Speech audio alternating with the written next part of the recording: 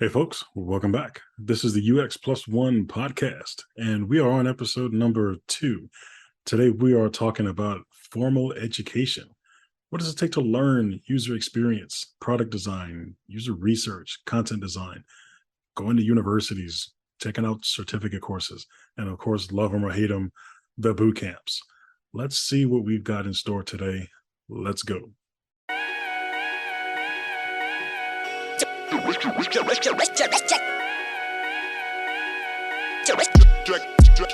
Check it out.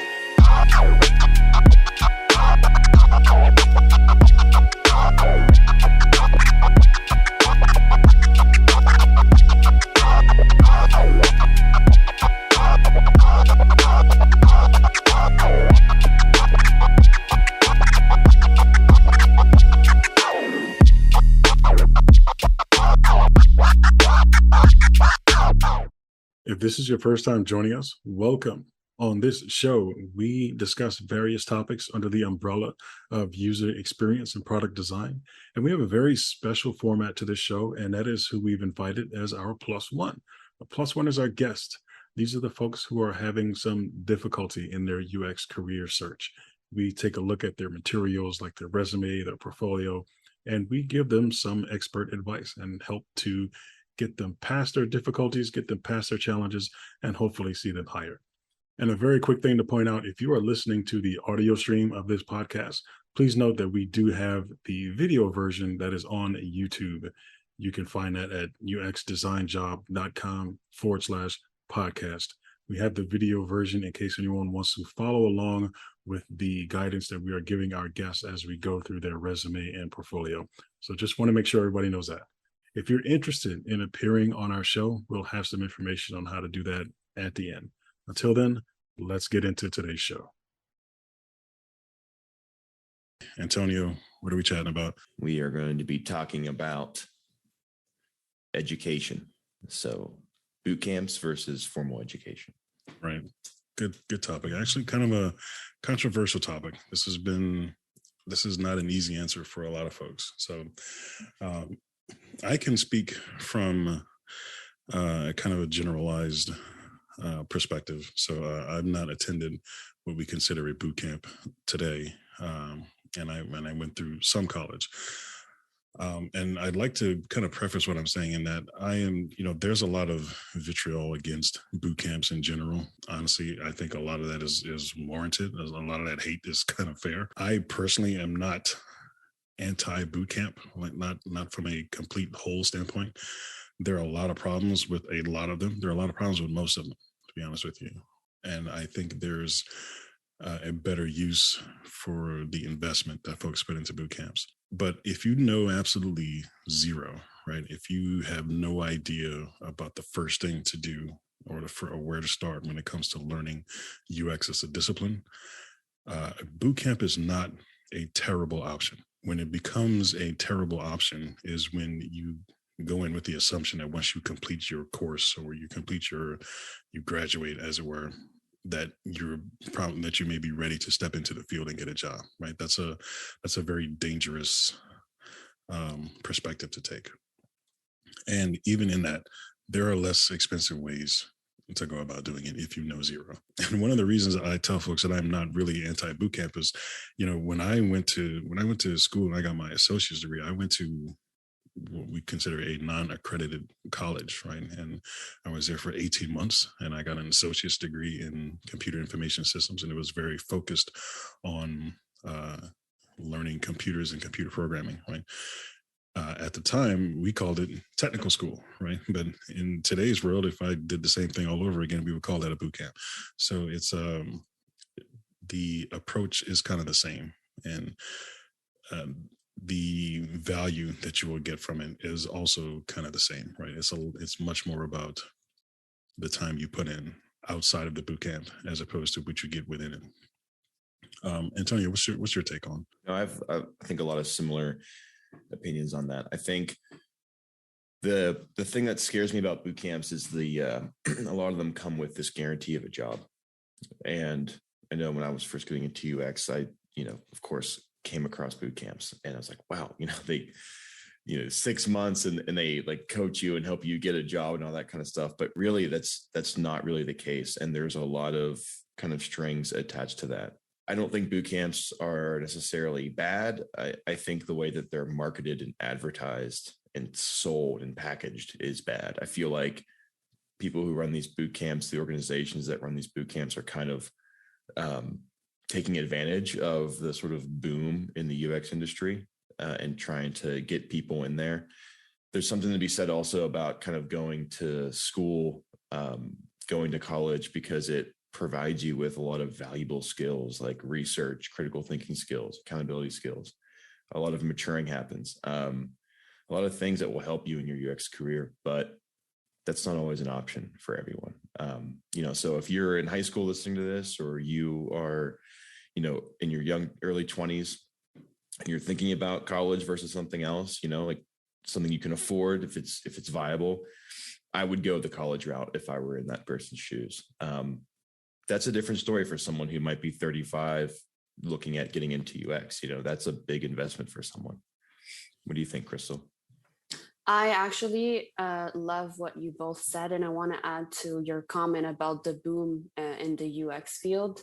I come from more of a generalized background of design, if you guys remember. So UX is one part of it. And if every time I talk to industrial designers, they're always like, oh, UX is just a trend right now. So it's really tricky to find something great out there. And the reason why I'm saying that is be careful when you're going to those boot camps or even quick certifications. You really want to do your research and make sure that you are being taught by experts and not by people that pretend to be experts, and you're paying all this money for it. So for me, I've never done really a boot camp unless it was at university, within like our studio class.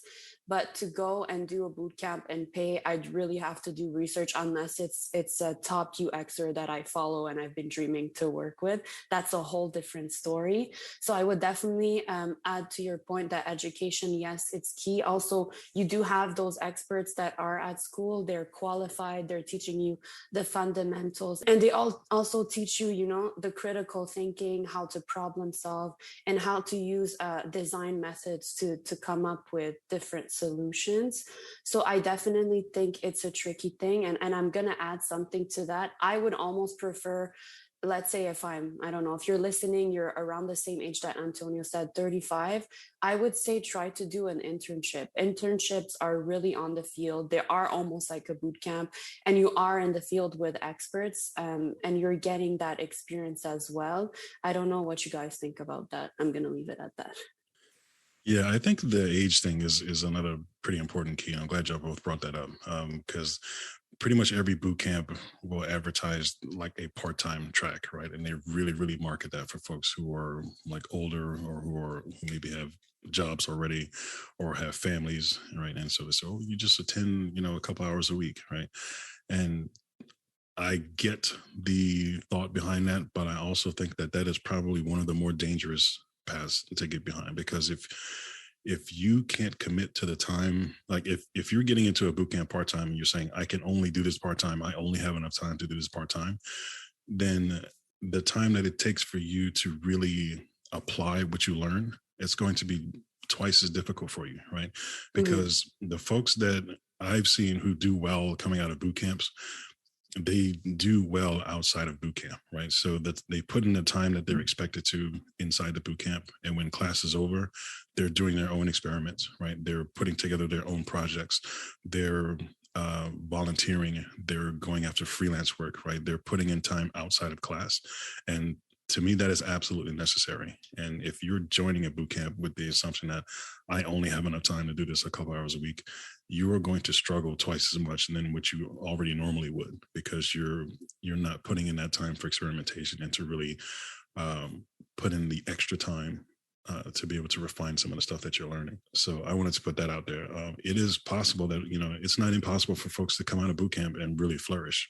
But they've always, from what I've seen, they've always put in a lot of extra time outside of class to be able to hone and refine those skills. Yeah, that's a really good point. I mean, you have to supplement it. You can't just go to however many hours the course is per day and expect to come out like a UX master. I think there's also a lot of great alternatives out there. Excuse me. A lot of great alternatives out there, but you kind of have to search for them. For example, I know that IDF, Interaction Design Foundation, does, they have courses that are all self-paced on so many different topics, all of the research things, all of the theories, all the different practices and methods that designers use. But at the same time, they have a mentorship program. I think it's 2 months and it's under $1,000, where you learn how to build a portfolio and write a case study.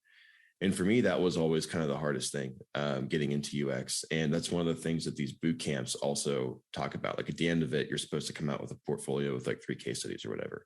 So to me, it always made sense financially to spend less money, learn all of the theory and stuff on your own, depending on what kind of person you are. If you're a self-starter, this is perfect. Like learn all that stuff on your own, read about it, study it, and then work with a mentor to build your portfolio and build it in a way that is going to attract, a prospective employer to you. And that is sometimes a good middle ground for people who don't have a whole lot of time and also don't want to put a ton of money up front for this sort of transition. Mm-hmm. Yeah, that reminds me of another thing of the kind of person that feels that they're better attuned to this kind of formal education, right? Some folks will say, like, I learn better in a very structured kind of setting, right? I need someone to give me a plan, and I need someone to correct my work, and I need someone to kind of help me do these things step by step. And again, that's understandable for some folks where they come from. They learn better that way. But again, that's a very dangerous path to find yourself or to commit yourself to, because when you get out into the job world, it's not going to be like that, right? No one is going to be on your tail saying, here's the list of things you have to do today or this month or whatever, right? You're going to have to show that you have that independent mindset so that you can find answers, and make a path forward for your team and your projects. Yeah, you're right. In the work field, no one takes your hand and they're like, okay, let me sit next to you and help you out.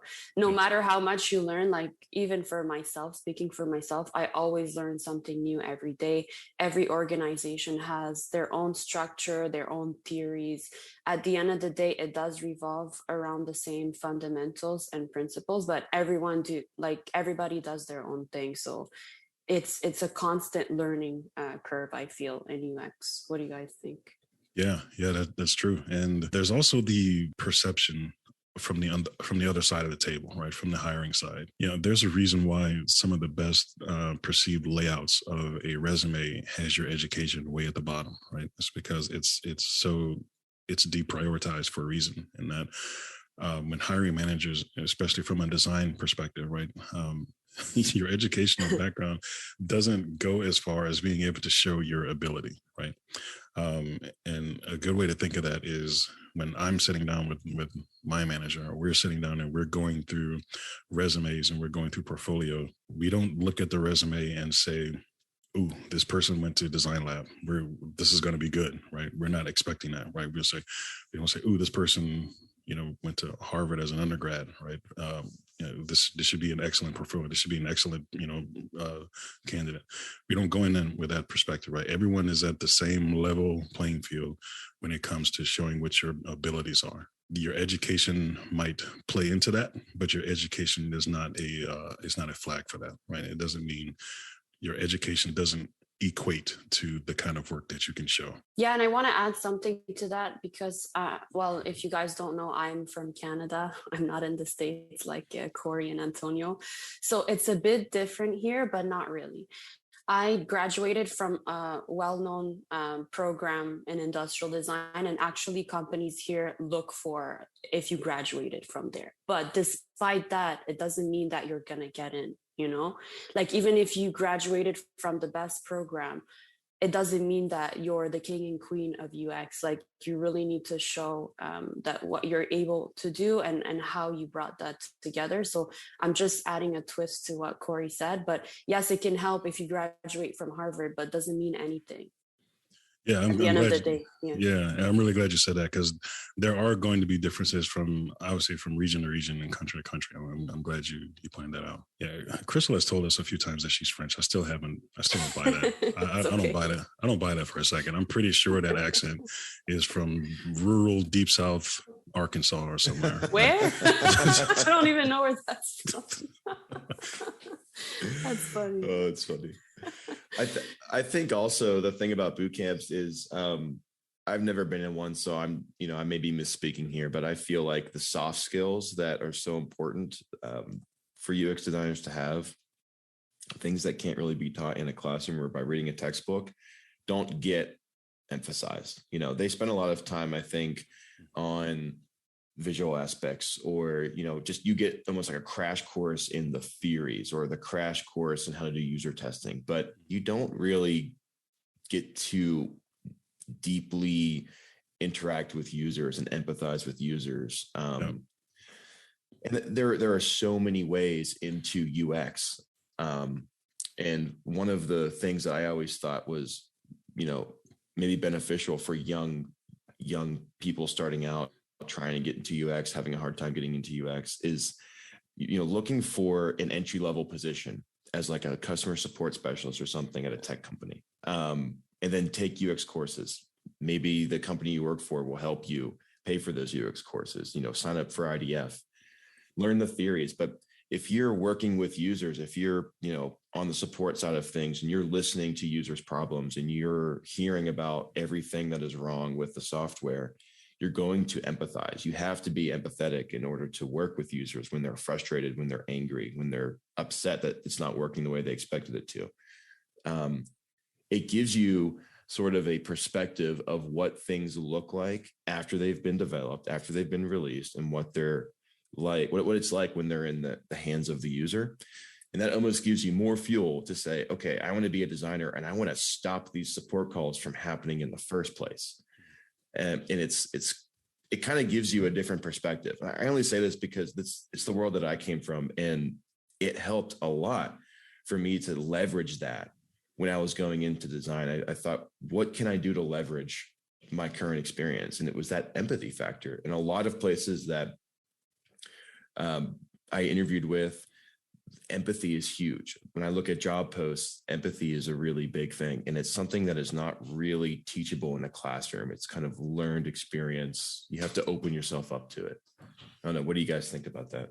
Yeah, when folks who are new and they come to me, and this is a question I get almost daily, right? It's like, what can I do to show about my experience, right? I keep getting told I don't have experience, or where can I, how can I improve my portfolio projects? And I always tell them, is start with what you know, right?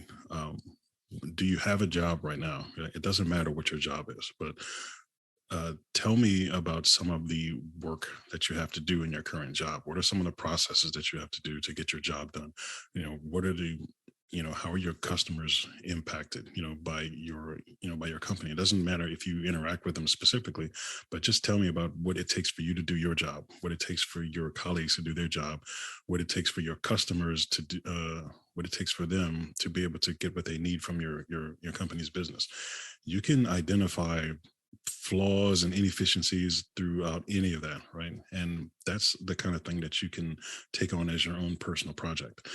It doesn't matter if anyone picks it up, right? It doesn't matter if your company picks it up and you actually build something, right? That's not the point. The point is to be able to start identifying these processes and start being able to take them under a UX lens and build around it, right? It doesn't matter what career you're coming from. Everything has a process. Everything has some manner of interaction, for the most part, between yourself or the company itself and the end customer, right? Just dig a little deeper and start to find that. And that's how you experiment. That's how you find your way through this incredible mass of what it takes to learn UX. Being fully transparent, I was a mentor/teacher at an online bootcamp for a couple of years. And I was always at odds with them. Any of my former students will know what I'm talking about. They would give me a set of things that they wanted me to kind of teach, and I would maneuver around a little bit because there was a lot of stuff I didn't actually agree with, and I would I would give them the real world take on it and make sure that they I did my best to make sure that they were going to be better prepared than what I thought they were going to get otherwise. And the fact that I have a coaching business right now, honestly, I wouldn't even have that if it weren't for bootcamp. So I want that to sink in for everyone right now, right? There's a lot of gaps to fill, coming out of boot camps. Yeah. Sorry, go ahead, Anton. No, you go. You go. Just very quick thing to add. When you brought that up, Corey, that reminds me of, when I was looking at boot camps, some of the instructors, digging into them and looking at their background and seeing like, is this going to be a good instructor for me? I saw that a lot of them were graphic designers. They weren't even UX designers. They were just graphic designers. And that's when I decided, no, bootcamp is not the thing for me, because, this person is just going to teach me UI stuff and how to push pixels around on the screen. They don't have any UX background. It's just all graphic design. Yeah. And there's a cadence for how folks go through these boot camps sometime. And this is one of the things where I say there's a lot of problems with these boot camps, right? So you can be like, say, Antonio, you start one cohort, you start one semester, however it's broken up, and you're in this, you learn a particular portion of the curriculum for, let's say 6 weeks, right? And then you move on to the next one. And then I move in, I'm a new student, and I come in and I'm taking that same piece of the curriculum that you just finished. So who are they going to get for me to help guide me and help, to help me understand, outside of just my instructor? It's probably going to be you, right? The person who just took it 6 months, 6 weeks prior, which to me, that's kind of shady, right? There's no other way to kind of dance around that subject. You have folks who are extremely new to the subject, to the discipline, and they're teaching someone else, right, the same thing. Yeah, and this is when I was saying, do your research, because UX is still fairly new, and coming from an academic standpoint, like I'm going into deep research articles and published authors, there's not really a defined definition for it. So if there's not even one, that means the people out there might not be the people that you expect them to be. So you really need to do your research and make sure that these are the experts that will teach you basically everything we discussed. Like Antonio was saying, like the boot camps, they might just be soft skills, and you want to really look at the big picture and understand what UX is, and maybe, I don't know, go back and visit your goals. Like, what are your goals? Do you just want to learn that? Do you want to do research? Or you're really curious about everything? And I think that's how I would approach it, to really nail down, should I go do education? Should I go do a boot camp? Or should I shadow someone? Should I don't know, do an internship? So those are all great things to ask yourself to really make a decision. And I think also the era that we're living in, people just want a result right now. So they want to be a UX designer tomorrow, but it doesn't work like that. Yeah. We all started from the bottom. And it's the same as Corey was saying. At the end of the day, even if you don't have experience in UX, we all work in UX. I've worked in sales for years. That's customer experience. It's still an interaction. It's an experience. So don't think about it as an abstract concept. We live in UX. We breathe UX. We live UX. Now it's just been formalized. Yeah. That's it. Yeah, I remember I commented on someone else's post a few weeks back about us as seniors and as design leaders. We can look at someone's portfolio and immediately know what bootcamp they went to, right? That's how derivative it gets. And that's how much we see these all the time. And, what I, to your point, Antonio, and from what I mentioned earlier, like if you're working somewhere, it doesn't matter what career you're coming from. If you've tried to take on your own design project and you do some sketches, right, or you do some mock-ups, then you can take that to someone where, you work with, right, and get some, get their take on it. And then you can decide, okay, what do I do now? Because when you interview, that hiring manager is going to ask you, okay, what would have happened if if this didn't work out, right? What none of your sketches hit the mark, right? Or your interaction paths just didn't make sense. What would you do, right? That's not what we see in these portfolios that we look through. We see a very clean, very linear process of going from step A to step Z, and then we've got this finished product. I was like, well, what happens if the thing kind of breaks down at step D, right? What do you do then? This is what they're not kind of picking up. It is a very linear way of learning design. I mean, just an example, we're starting a new design initiative where I work now, and we started with sketches. We started sketching to help us find the problem. It's not like I don't have to wait to sketch until I complete steps, 1, 2, and 3, and then I can sketch something. It's like, well, let me sketch something out real quick and see how much do I understand this problem. What does the problem really look like? Do we even have the right problem? This will help me figure it out. Yep. Let's look at this from different angles and realize that you can do any part of the process at any time.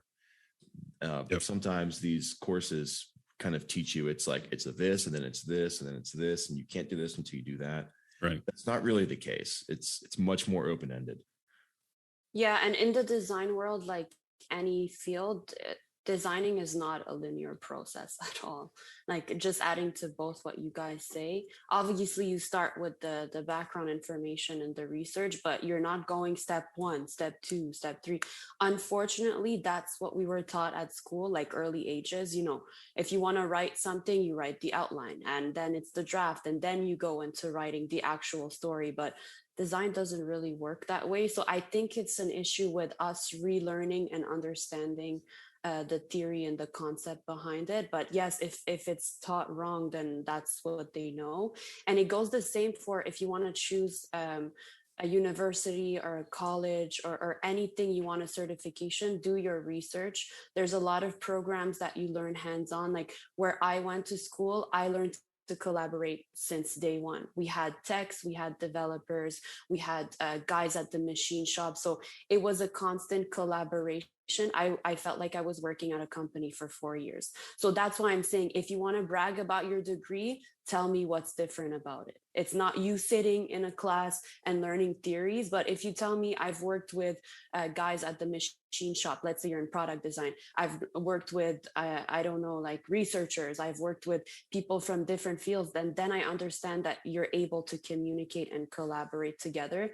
That's very important, even when you're looking for an education or school or anything like that. Yep. Yeah. And just to quickly add to, kind of the linearity of the design process, it can be, I think there are times when it is helpful to look at it in a linear way. And I think that is when you get really deep on a project and you're kind of maybe losing focus, or you're kind of floating out there, and it's just like, where are we going with this? Are we going too far out to the edge? That happened to me a lot early on, and my design manager always said, he's like, whenever you feel like you're struggling to find a concrete place to stand on this problem, go back to the process. Always use the process to kind of anchor yourself. It's almost like a tether to a space station. You're floating out there looking for a solution, but always use that process as a tether, as a way to bring you back. But don't also let it box you into thinking in a narrow way. Yeah. It's kind of twofold. You have to balance those two ways of looking at it. Yeah, excellent point. And no two projects are ever going to be the same. I see, boot camp projects will last a number of weeks, right, from start to finish. And I'm on a project right now where we're in discovery, and we've been in discovery for a couple of months, right? So we're not doing a lot of design work, right? So what does a designer do when you still don't have a defined problem, right? So that's the kind of things that folks, I hope everyone listening can kind of understand that it's there's more than one way to get this kind of education, to get this level of understanding. And most of it is going to be on you, regardless of what path you choose. You choose to go to university, you choose to go to boot camp. There's going to be so much more that you have to do within and outside of that to really be able to augment your skills and be ready for the workplace. Yeah, I'm 10 months into a project right now, and we're just now handing off the MVP. But there is, 3 months of discovery, maybe 4, and then, a month or two of analysis, a month or two of ideation, a month or two of iteration. So it takes time. It's not like here's 6 weeks, we've got this awesome MVP, it's out there. Yeah, and you probably expect to go back to any one of those processes and redo them again, right? If depending how things test. Well, all right. Well, I think that's going to wrap this discussion up. Anything to close with? No, just do your research. Do your research. Always do your research. Yeah. If it feels or smells kind of sketchy, go with your gut on it, right? It's time we bring in our +1. Today we have Tevin Morris coming from Washington, D.C. Tevin is looking for UX to be the basis of his professional career. He's done some odd jobs and has done some personal training up to this point. He's a graduate of a boot camp and has had some internships, but he's in the 300 plus application range for full-time employment and has not had any success yet. Let's see what we're working with and bring Tevin in. All right. We have joining us Tevin Morris, my friend. Thanks so much for joining us. How's it going? Going well. I'm glad to be here. How are you, Corey? Not bad. Thanks for joining us again. My co-host Antonio's on the call with us today. Unfortunately, our good friend Crystal was not able to join us tonight. Antonio and I are going to walk through your materials with you. We're going to want to hear a little bit about you and some of the challenges that you've been having, and we'll see what we can do to help you. And for full disclosure for everyone watching and everyone listening, I actually know Tevin. Tevin is a friend of mine. I did not teach Tevin as part of the school that we went to, but I know Tevin through that avenue, and we've had a little bit of contact since then. That's our relationship. But with that being said, Tevin, love to hear a bit of your story, like how you got here, what you're looking for, and some of the challenges you've been having. All right. So I've been trying to get into UX, like a career role, for about 4 years now. It started. I was on Instagram and I saw an advertisement for a school called Lambda.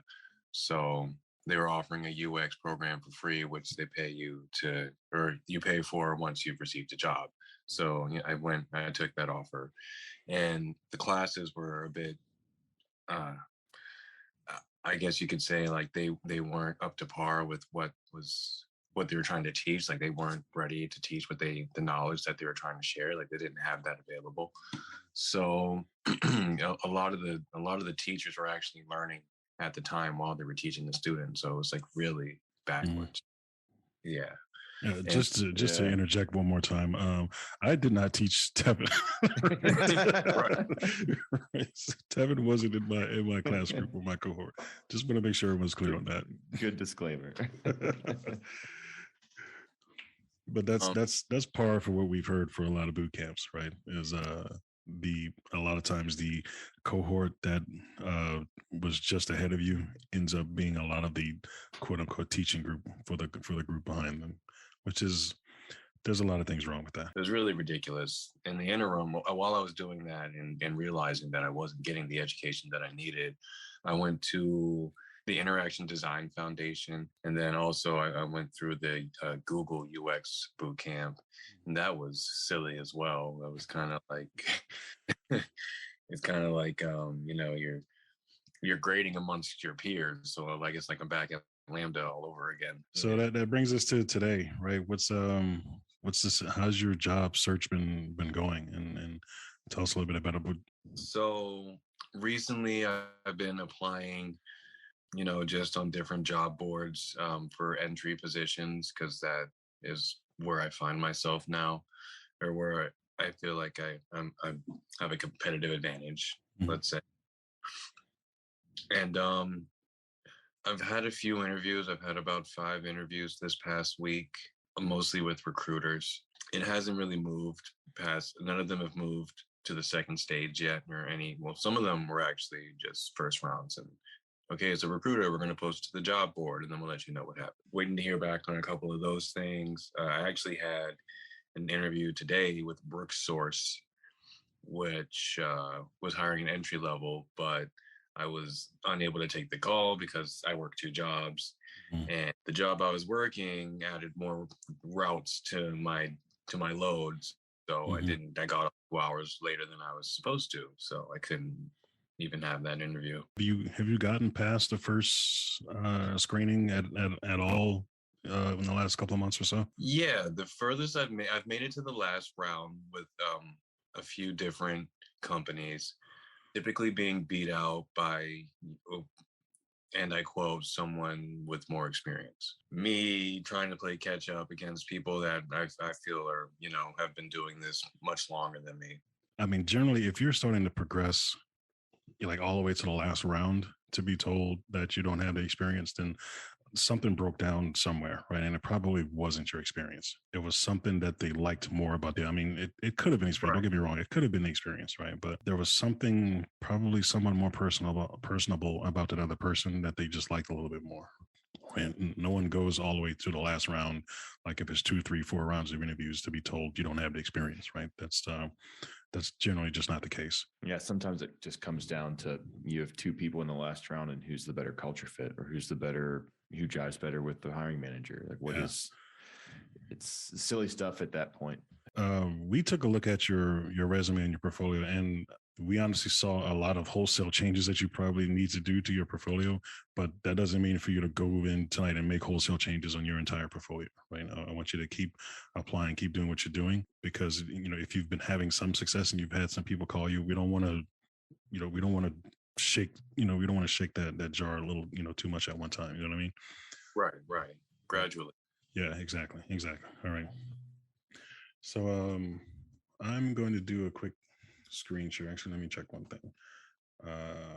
Okay, yeah, your address is not on your resume. Good job. That would have drove me nuts because we would have had to edit that out. Let's see. Yeah, I don't even know if my phone number is on there. It should be, but I don't think it is. It's not. You probably want to put your phone number on. Antonio, how about you kick us off with some of the stuff we found going on with Tevin's resume? Yeah. So when we were looking at this together, I guess one of the first things that stood out to all of us was the visual hierarchy is suffering a little bit because of the split layout that you have here.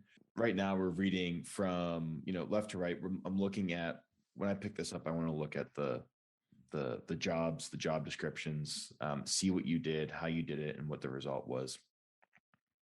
When it comes to the stuff on the right, that stuff, it kind of gets lost in the shuffle, I think. I think one of the things that we all kind of agreed on is the side by side is a little bit less natural for people to read than kind of having things top to bottom and kind of going in like a sequential order of things from, like, I guess, most important to what is least important. Would you say that's probably the right way to phrase that, Corey?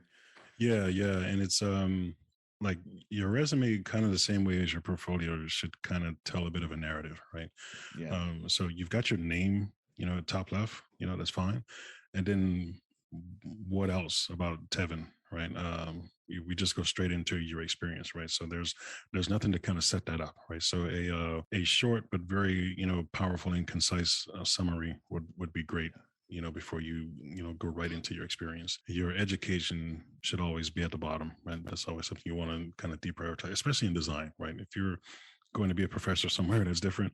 But if you're trying to get in design and tech, they want to see what you can do with more or less, a little less than where you learned it from. I would also say the skills on the right.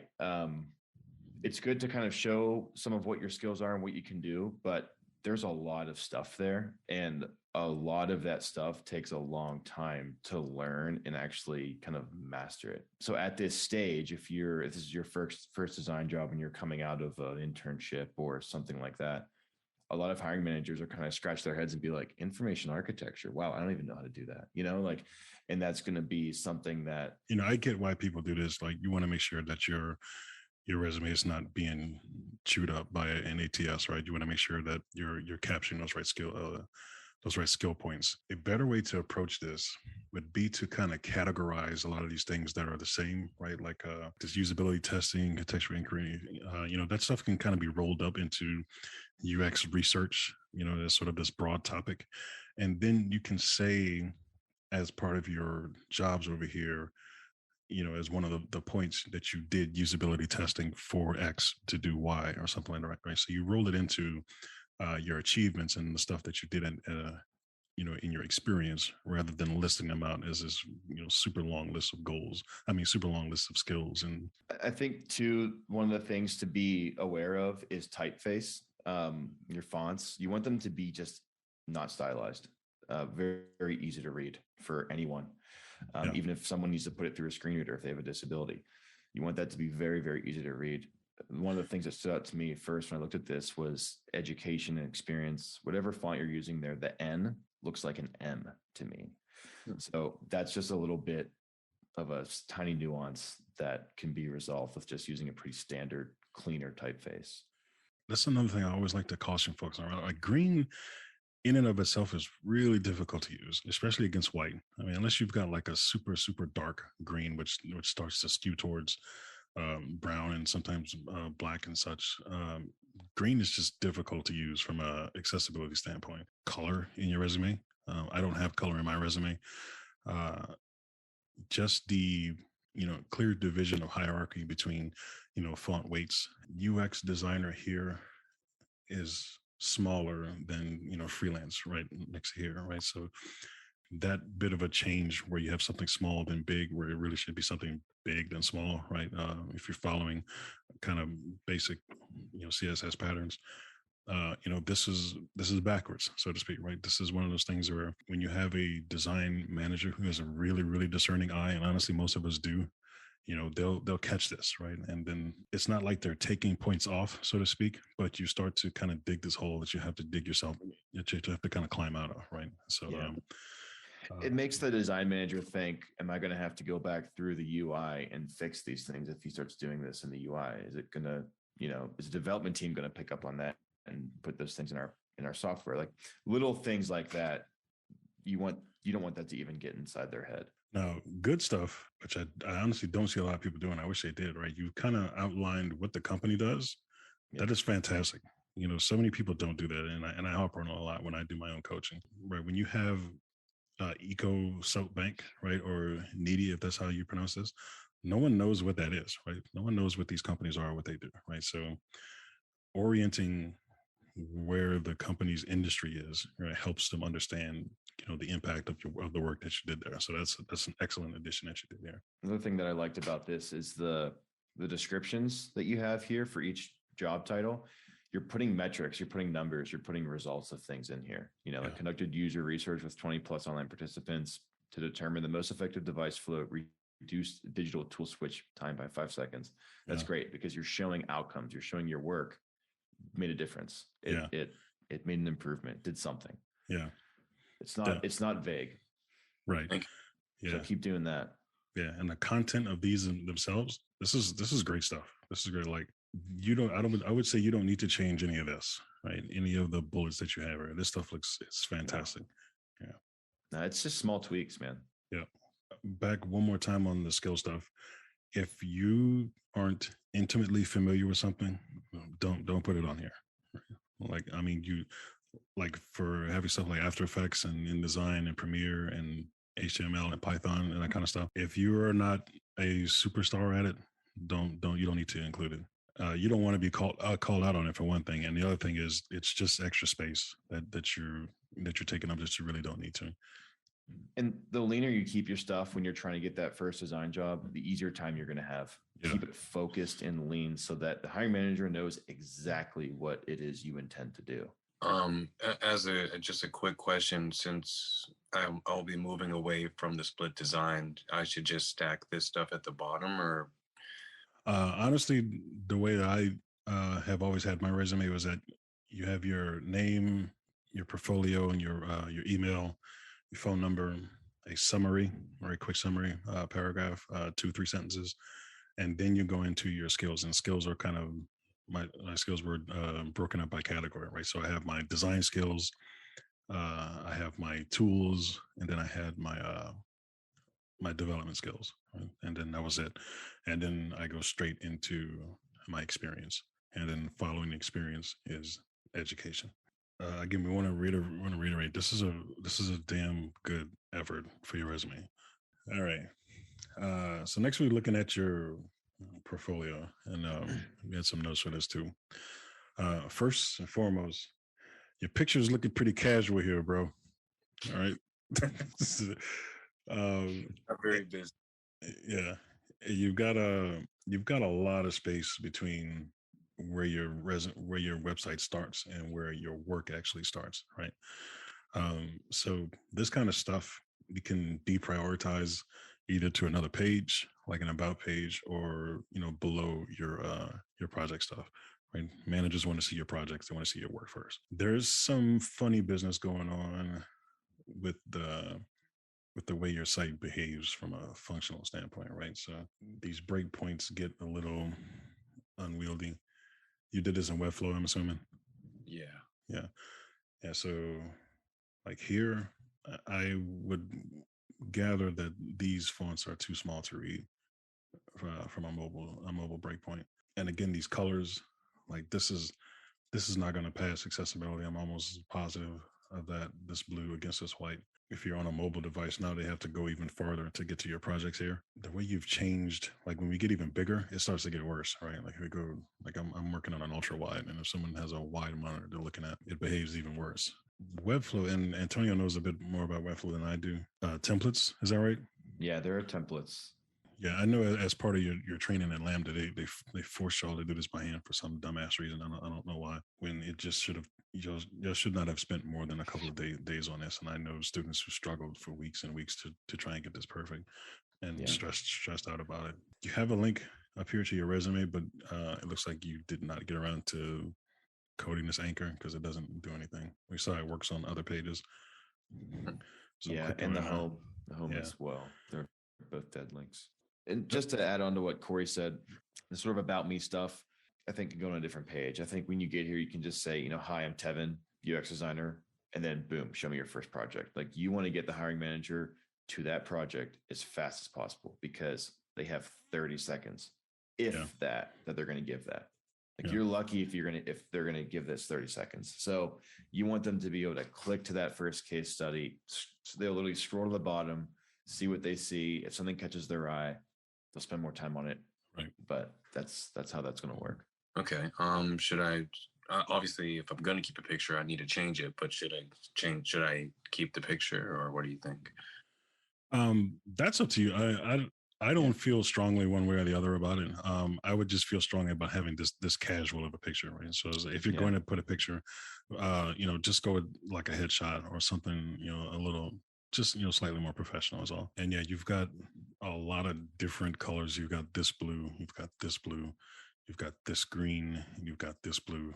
You want to find some consistency for sure. And just kind of stick with it. Remember, human beings love consistency. We love patterns, right? We love things that are the same. Right. That makes a lot of sense. Yeah. And just a quick design thing too, from the top, the icon at the very top, it's got a white background, the icon, but you've got this like slightly gray header nav bar. And also the icon, I would assume it's clickable, but it's not. So just something to be aware of. And yeah, it looks like it's supposed to be. It's got the same stuff going on as the other links in your header. It looks like they're set to be coded to an anchor, but there's no anchor attached to them. Okay. And the on the, just so you know, the hover state on the second case study button, when you hover over that, it actually turns to like a dark gray text. Yeah. So that's tough to read for folks. All right, let's get into this case study. All right, so the homepage, the navigation is different up here, right? So now you've got this about button that also doesn't work, right? You've got it coded for an anchor, but there's no anchor attached to it. Your resume and your home link on this page does work. You've got this title on 3 different lines for 3 different words. That's just making your page longer than it really needs to be. This text is probably too small at this desktop breakpoint, right? And it gets even smaller at a mobile breakpoint. And you've got, let's just run through text right now, because that was probably one of the biggest things we saw as we went through this. So you've got a lot of different weights. We even saw a couple of different fonts. So you've got this serif font here and this sans serif font here. And looking at it, and I think my eyes work well enough to see that the font color for this is different from this one.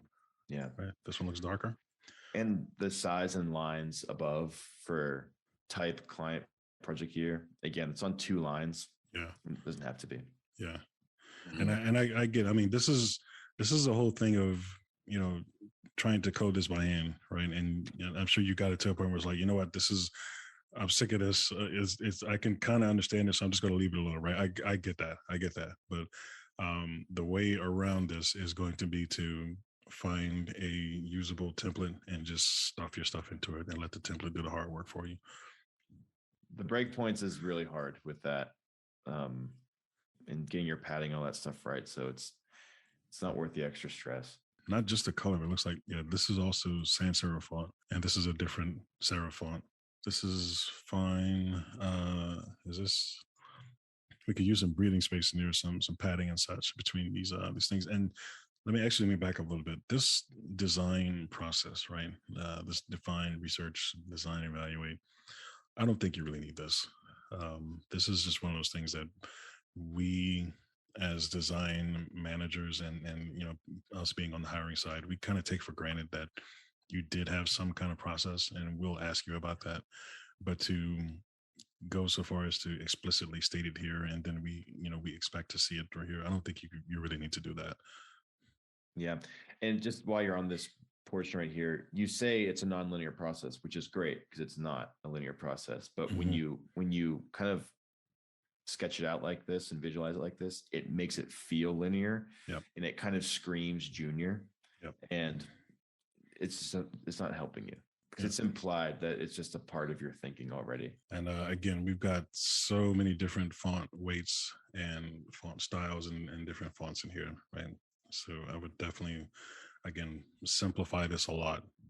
Make sure you're just using one font, and you just kind of break it up into a few different weights of that one font, and then that'll simplify the way this looks, because this looks yeah. You can be honest, and it's fine. Yeah. I see it. Like as you talk about it, I see it. Okay.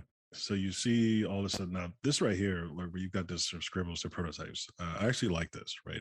This is something that we don't see a lot of from juniors. When we see actual progressive, right? We see progression. We see how things evolve from over time.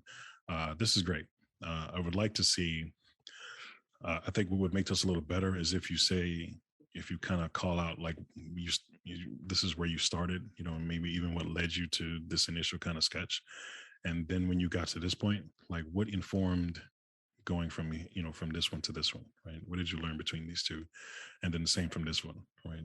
You know, did you do some research? Did you do some testing? Did you get some ad hoc testing? Whatever it was, like what informed this kind of change? And that's honestly something that you should think about including for every time you put a graphic on your case study, right? What caused that graphic to come into being, whatever way it is or whatever it's for.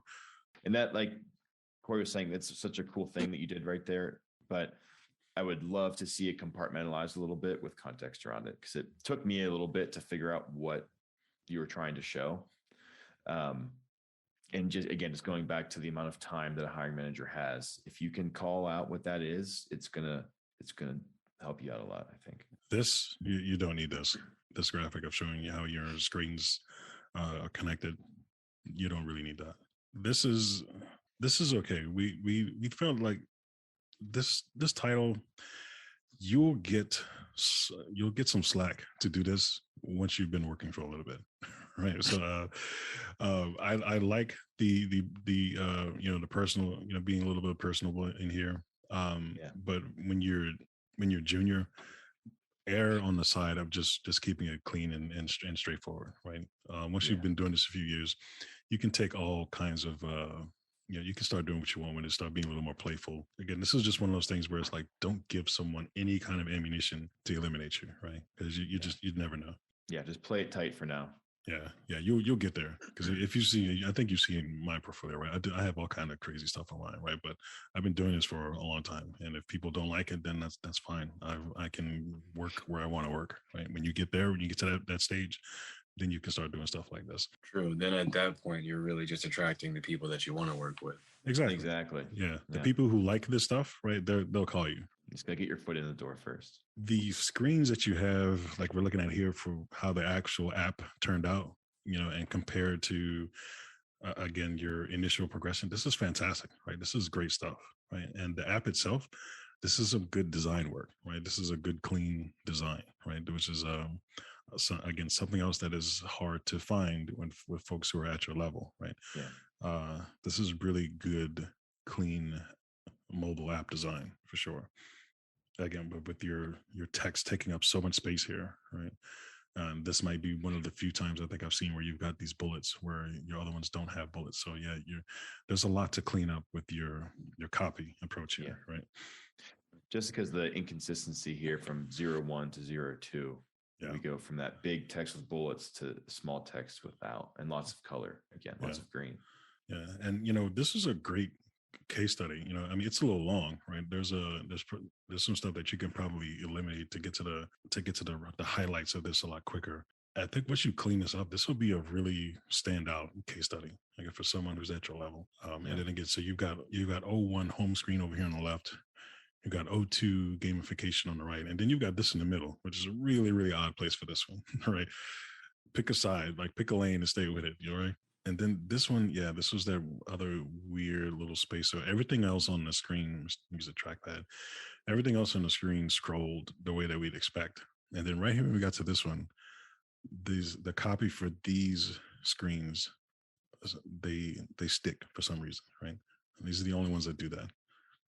So that's another inconsistency. And I don't think you really need to do this either. This might have been something that you tried early and forgot about with the rest of it.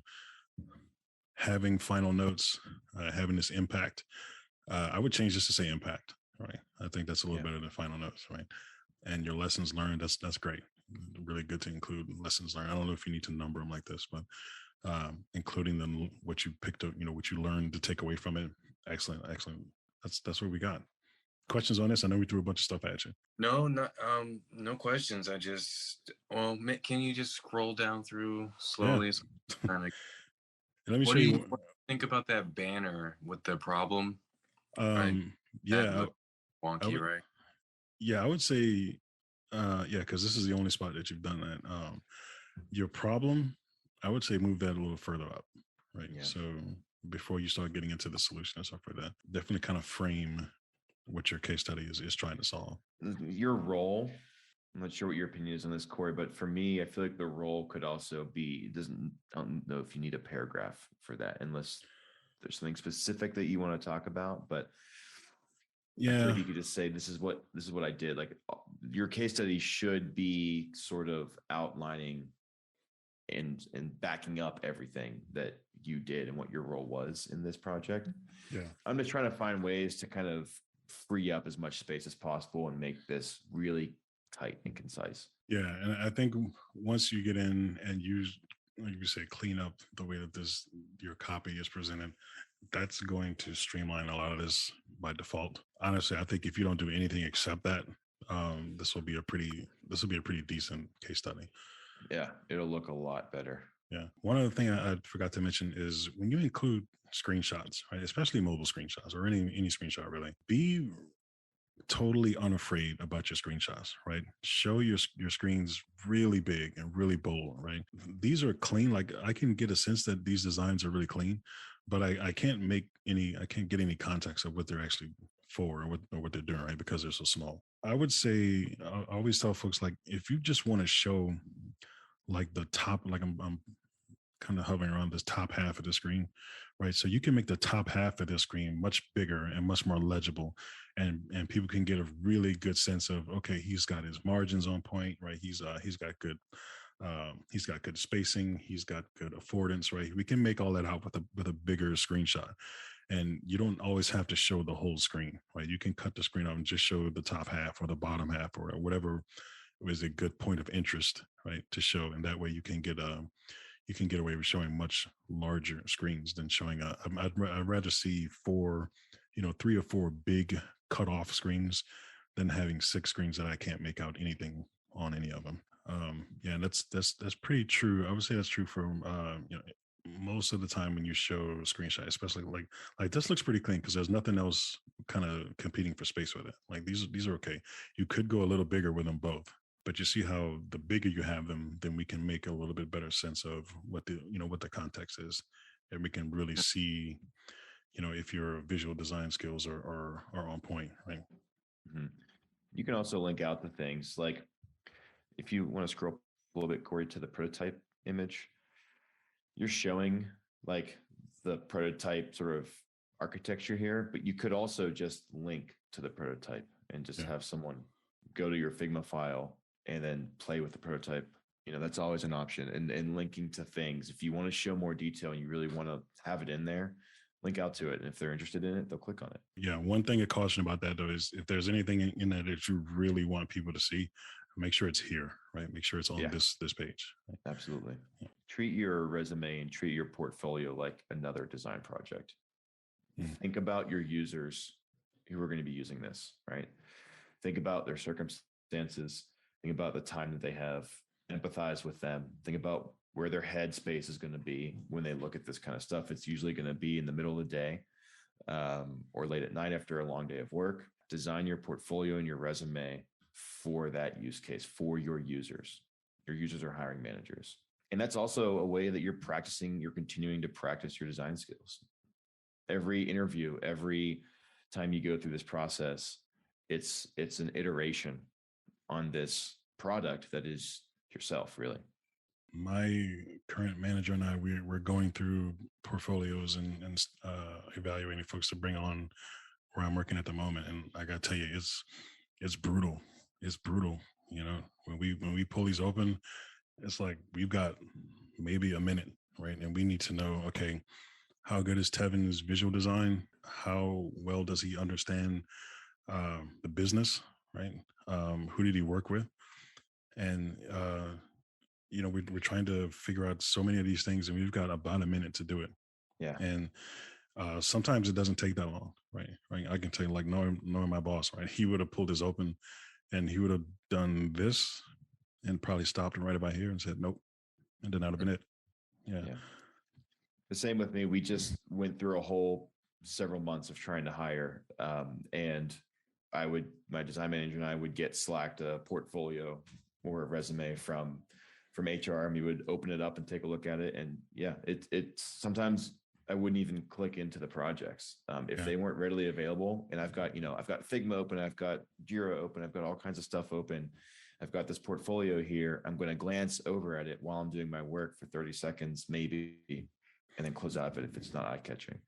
I empathize with folks, like who are at your level and other folks who are struggling to get that first job. I know how it is, right? I know what y'all are going through, but what y'all don't see is us on the other side, right? It's really hard for us, right? It is really hard. We want the best for, whoever makes sense, right? We want to find these qualified candidates, and probably safe to say that there's no reason to believe that you can't do the work that we have, right? But we can't realize, there's no way for us to realize that by seeing this. That's the struggle that we have, right? There's like, we don't know. And because it costs so much for us to reach out to you and talk to you and set up and schedule and do all that stuff. It's just easier to just say no and just go on to the next one. And I'll say, Tevin, I was in your shoes 2 years ago. So I know exactly what you're going through and what it's like. It's fresh in my mind. If I can give you one piece of advice, it's constant iteration. I must have adjusted my resume and portfolio 20 times. Every time I finished an interview, every time I got a rejection email or didn't make it to the next round, I went back and iterated. That constant design thinking for yourself, it's going to get you over the finish line. Don't give up. Yeah, so just keep going. Basically, when I'm designing, I'm thinking about the user, which is the hiring managers. Basically, I have to do their job for them, which is show them like, hey, this is why you need me. Look at this. Yeah. And this. It's more about being empathetic, right? It's like you have to step into our shoes. You have to step into that person's shoes. And, like I said, they need to know, what is your visual design acuity, right? What did it take for you to go through to complete this? What challenges did you have, right? How did you get around those challenges? That's another big thing. And I don't mean challenges of trying to find the right color or find the right font, right? That's not a challenge for us, right? That's a very small tactical thing, right? We want to know, how did you work? How did you get through a small development window, right? Or a small release window, that kind of thing, right? Those are the kind of challenges we want to hear. Yeah. Can you find the right person to talk to? Can you be resourceful? Can you, all of that kind of stuff? Corey and I have had this conversation before where it's like, man, I barely even go into Figma. Like most of my day is like managing stakeholders, talking with people, and looking for answers and asking people for things. It's so much different than kind of what the boot camps and classes and YouTube channels and stuff kind of tell you it is. So the more you can empathize with that, sort of like the operational aspect of UX designers in a business, it's going to help you a lot. So I guess like as a junior designer, you said that the eco. So okay, so actually I'm working on to add to the portfolio. I have the Hue Touch that you saw, or Nitty that you saw on my resume. That's not on my portfolio, and I have other projects that I want to add as well. Do you think like adding projects is necessary or will help my situation, or? That depends. So here's my kind of standard question, my standard answer to how many projects, right? Your portfolio should have the number of projects that you have that are of excellent quality and not a single one more. If you have 2 projects that are really, really strong, and then you have one that's kind of mediocre, your whole portfolio looks mediocre, right? That's just the way that the hiring manager is going to see it, right? You're going to be judged by your worst piece, right? And so if the others that you want to add, like if you nail everything that we said on this on the case study that we showed, if you nail that one and that one looks fantastic, and every other project that you put together looks just like that, then yeah, the answer is yeah, you do that. Otherwise, no. Quality over quantity every single time. Okay, so if I'm gonna add it, it needs to top tier 5-star, or don't add it at all. 100%. Yeah. And with the Webflow stuff, if you do consider continue to use Webflow, look into their templates, look into some of the YouTube videos that they put on Webflow University for doing the most you can with like the least amount of bucks. Let's just like make it as simple as possible. Don't worry about crazy or cool animations at first. Like if you want to do it as a hobby, I mess with it as a hobby for fun, but when I was getting started out, I didn't focus on all that kind of stuff. It's just like, let me get it on here as cleanly as possible, make sure it's readable, usable, and then scale it, right? MVP, again, the design process, build an MVP of your portfolio. I was considering like adding animations and stuff, but you're absolutely right. I'm not even. I need to focus on the MVP, making sure that it looks good. Yeah. 9 times out of 10, you'll never do that in your job anyway. Animations and stuff. Right. That's right. That's developer work. Yeah. If you ever get to do fun stuff, let me know, because I don't get to do fun stuff. Yeah. Right. Yeah. Like, where did you get a job? Really. We don't do fun stuff. You do work. Right? I organize sticky notes, I'll tell you, that's a career goal of mine, right? Because when I retire, it's like, I don't ever want to see another sticky note for the rest of my life. Dude, so many sticky notes. I think I don't really have too many questions. I'm just trying to deal with my roast. Maybe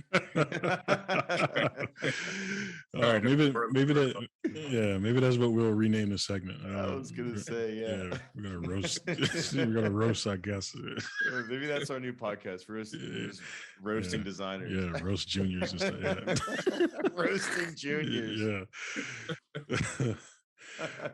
Oh, that's terrible. People are gonna hate us now. That's all right though. Keep it real. Yeah. I appreciate every word, guys.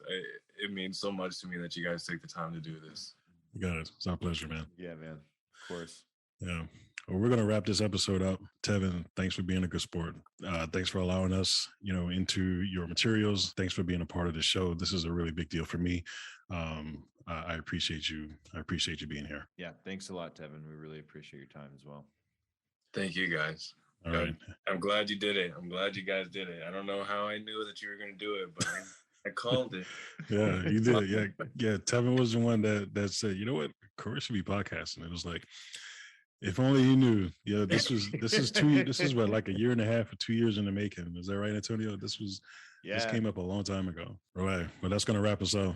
Tevin, thanks again. We'll be in touch again, and we'll talk soon. All right. Absolutely. All right. Take care, man.